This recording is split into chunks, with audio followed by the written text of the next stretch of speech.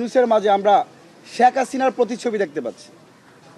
শেখ হাসিনা যেমন করে বিএনপি নেতা ইলিয়াস আলীকে গুম করে খুন করে পরের দিন তার স্ত্রী কন্যাকে গণভবনে নিয়ে তার পরশ মাখা স্নেহ দিয়ে বুঝাতেন, একইভাবে আমরা দেখতে পাচ্ছি যে প্রধান উপদেষ্টা ওসমান হাদির পরিবারের লোকজনকে নিয়ে সান্ত্বনা দিচ্ছেন। আমরা তো এই সান্ত্বনা চাই না, এদেশের মানুষ তো সেই সান্ত্বনা চায় না।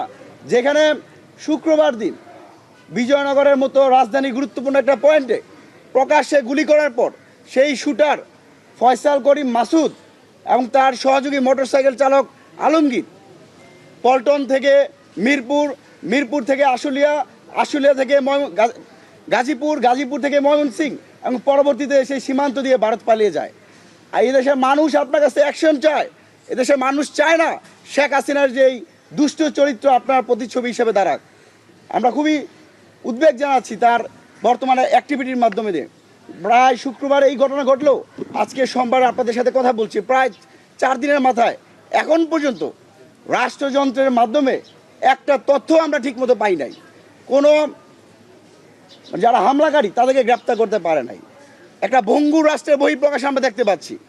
এবং এই যে রাষ্ট্রে একজন দায়িত্ববান কর্মকর্তা আছে, উপদেষ্টা রয়েছেন, স্বরাষ্ট্র উপদেষ্টা, তার কাছে আপনারা প্রশ্ন করেছিলেন ওসমান হাদির যে তাকে গুলি করা হয়েছে, তিনি বলতেছেন আলু ভালো, বাম্পার ফলন হচ্ছে। এরকম একটা অপদার্থ অর্থ উপদেষ্টা এদেশের 18 কোটি মানুষের স্বরাষ্ট্র উপদেষ্টা মানুষের জানমালের নিরাপত্তা দিতে পারবে না।